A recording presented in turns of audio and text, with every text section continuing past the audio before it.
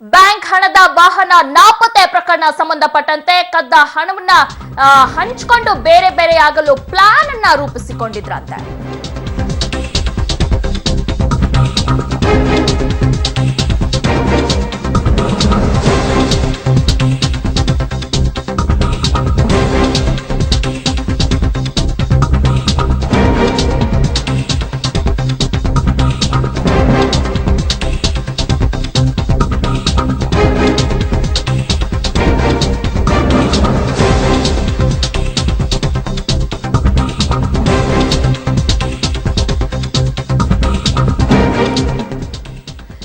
Bank ಹಣದ ವಾಹನ ನಾಪತ್ತೆ ಪ್ರಕರಣ ಸಂಬಂಧಪಟ್ಟಂತೆ ಕದ್ದ ಹಣ ಹಂಚಿಕೊಂಡು ಬೇರೆ ಬೇರೆಯಾಗಲು ಪ್ಲಾನ್ ಅನ್ನ ರೂಪಿಸಿಕೊಂಡಿದ್ರಂತೆ.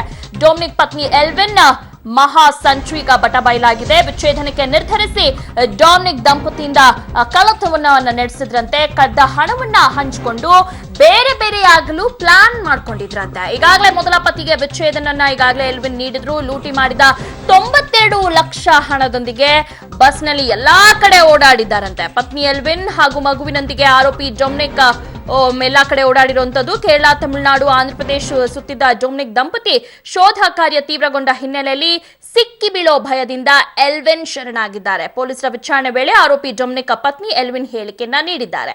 ನವೆಂಬರ್ 23ರಂದು ಹಣದ ಸಮೇತ ಆರೋಪಿ ಡೊಮಿನಿಕ್ ಪರಾರಿಯಾಗಿದ್ರು.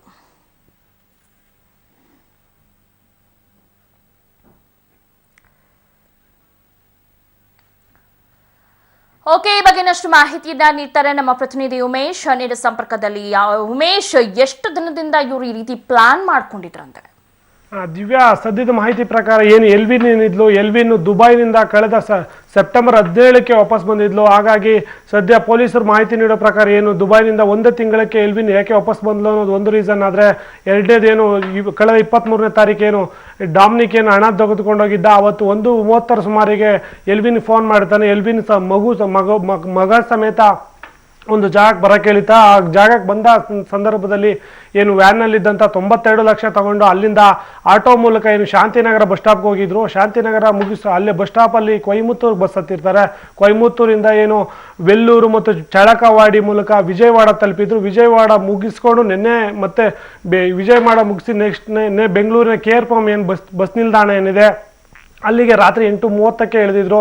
ಅಲ್ಲಿಂದ ಸುಮಾರು ಆಟೋದಲ್ಲಿ ಬಾಣಸವಾಡಿಯ ಕುಳ್ಳಪ್ಪ ಸರ್ಕಲ್ ಅನ್ನೋ ಒಂದು ಆಟೋದಲ್ಲಿ ಬಂದು ಹೆಂಡತಿಗೆ ಬ್ಯಾಗಲ್ಲಿ ಏನಿತ್ತು 79,08,000 ದುಡ್ಡು ಕೊಟ್ಟು ನೀನು ಸಂಬಂಧಿಕರ ಮನೆಗೆ ನಡಿ, ನಾನು ತಕ್ಷಣ ಜೊತೆಗೆ ಬಂದು ನೀನು ಸೇರ್ಕೋತೀನಿ ಅಂತ ಅಲ್ಲಿಂದ ಏನು ಡಾಮಿನಿಕ್ ಅಲ್ಲಿಂದ ಹೋಗಿದ್ದ. ಅದಾದ ನಂತರದಲ್ಲಿ ಬಾಣಸವಾಡಿ ಪೊಲೀಸರು ಖಚಿತ ಮಾಹಿತಿ ಆಧರಿಸಿ ಹೆಂಡತಿ ಏನು ಎಲ್ವಿನನ್ನು ವಶಕ್ಕೆ ತೆಗೆದುಕೊಂಡು 79 ಲಕ್ಷ ಮತ್ತು 8,000 ಏನು ಹಣ ಇದೆ ಅದು ವಶಪಡಿಸ್ಕೊಂಡಿದ್ದಾರೆ. ಮತ್ತೊಂದು ಮಾಹಿತಿ ಏನು ಅಂತಂದರೆ, ಎಲ್ವಿನ್ ಏನಿದ್ದಾಳೆ, ಎಲ್ವಿನ್ ಡಾಮಿನಿಕ್ಗೆ 2ನೇ ಹೆಂಡತಿ ಆಗಿದ್ಲು.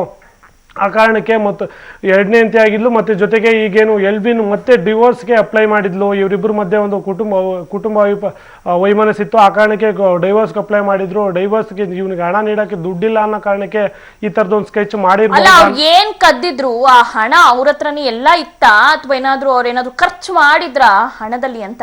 ದಿವ್ಯ, ಏನು 92 ಲಕ್ಷ ಏನು ಕದ್ದಿದ್ರು ಅದರಲ್ಲಿ ಒಂದು 20,000 ರಿಂದ 30,000 ಅಷ್ಟೇ ಖರ್ಚು ಮಾಡಿದ್ದಾರೆ. ಅಲ್ಲಿ ಓಡಾಟ ಮತ್ತು ಬಸ್ ಚಾರ್ಜ್ ಏನಿದೆ, ಇವರು ಬಸ್ಸಲ್ಲೇ ಓಡಾಟ ನಡೆಸಿರೋದ್ರಿಂದ ಹೆಚ್ಚಿನ ಮಟ್ಟದಲ್ಲಿ ಖರ್ಚಾಗಿಲ್ಲ. ಜೊತೆಗೆ ಸಣ್ಣ ಪುಟ್ಟ ಬಟ್ಟೆ ತಗೊಳೋದಕ್ಕೆ ಅಂತ ಖರ್ಚು ಮಾಡಿದ್ದಾರೆ. ಉಳಿದಂತೆ ಬೇರೆ ಯಾವುದೂ ರೀತಿಯ ಹಣ ಖರ್ಚು ಮಾಡಿಲ್ಲ. 79 ಲಕ್ಷ ಇಲ್ಲಿ ಪತ್ತೆ ಆಗಿದ್ರೆ ಡಾಮಿನಿಕ್ ಬಳಿ 8 ಲಕ್ಷ ಇದೆ ಅಂತ ಈಗಾಗಲೇ ಹೇಳಲಾಗಿದೆ. ಹಾಗಾಗಿ ಡಾಮಿನಿಕ್ ಹಿಂದೆ ಕೂಡ ಕೆಲವು ಸಾಲಗಳು ಮಾಡ್ಕೊಂಡಿದ್ದ. ಹಾಗಾಗಿ ಡಾಮಿನಿಕ್ ಬಳಿ ಮತ್ತಷ್ಟು ಹಣ ಇರ್ಬೋದು ಈಗ ಶಂಕೆ ವ್ಯಕ್ತವಾಗಿದೆ. ದಿವ್ಯಾ, ಓಕೆ, ಎಲ್ವಿನ್ ಎಲ್ಲಾದ್ರೂ ಕೆಲಸ ಮಾಡ್ತಿದ್ರಾ? ದಿವ್ಯಾ, ಎಲ್ವಿನ್ ಏನಿದ್ಲು ದುಬೈಯಲ್ಲಿ ಅವರು ತಾಯಿಯವ್ರು ಕೆಲಸ ಮಾಡ್ತಾರೆ. ಎಲ್ವಿನ್ ಇಲ್ಲೇ ಬೆಂಗಳೂರು ಲಿಂಗರಾಜಪುರದಲ್ಲಿ ಕೆಲಸ ಮಾಡ್ತಾಳೆ.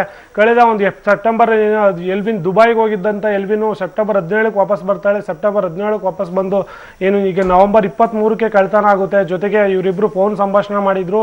ಜೊತೆಗೆ ಏನು 92 ಲಕ್ಷ ಏನು ಹಣ ಇತ್ತು ಅದನ್ನು ತೆಗೆದುಕೊಂಡು ಬಸ್ಸಲ್ಲಿ ಇಷ್ಟೆಲ್ಲ ಪ್ರಯಾಣ ಮಾಡಿದ್ದಾರೆ. ಹಾಗಾಗಿ ಇವರಿಬ್ಬರು ಒಪ್ಪಂದದ ಮೇರೆಗೆ ಇದು ಸ್ಕೆಚ್ ರೆಡಿ ಮಾಡಿದ್ದಾರೆ ಅಂತ ಸದ್ಯ ಪೊಲೀಸರು ಮಾಹಿತಿ ನೀಡಿದ್ದಾರೆ.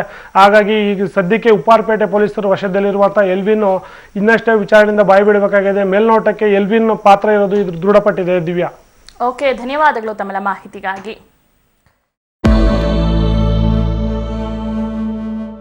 ಇವತ್ತು ಹಳೆಯ ನೋಟುಗಳ ವಿನಿಮಯಕ್ಕೆ ಅಂತಿಮ ದಿನವಾಗಿತ್ತು. ಈ ಬಗ್ಗೆ ಜನ ಕೂಡ ಊಹಾಪೋಹಗಳಲ್ಲಿ ಸಿಕ್ಕಾಕೊಂಡು ನರಳುತ್ತಿದ್ರು. ಆದರೆ ಕೇಂದ್ರ ಸರ್ಕಾರ ಎಲ್ಲದಕ್ಕೂ ತೆರೆ ಎಳೆದಿದೆ. ಇಂದು ಕೊನೆಯಾಗಬೇಕಿದ್ದ ಹಳೆ ನೋಟುಗಳ ವಿನಿಮಯವನ್ನ ಡಿಸೆಂಬರ್ 15ರವರೆಗೆ ವಿಸ್ತರಣೆ ಮಾಡಿದೆ. ಬ್ಯಾಂಕ್ ಆಫ್ ಇಂಡಿಯಾಗೆ ಸೇರಿದ 1.37 ಕೋಟಿ ರೂಪಾಯಿ ದರೋಡೆ ಪ್ರಕರಣಕ್ಕೆ ಟ್ವಿಸ್ಟ್ ಸಿಕ್ಕಿದೆ.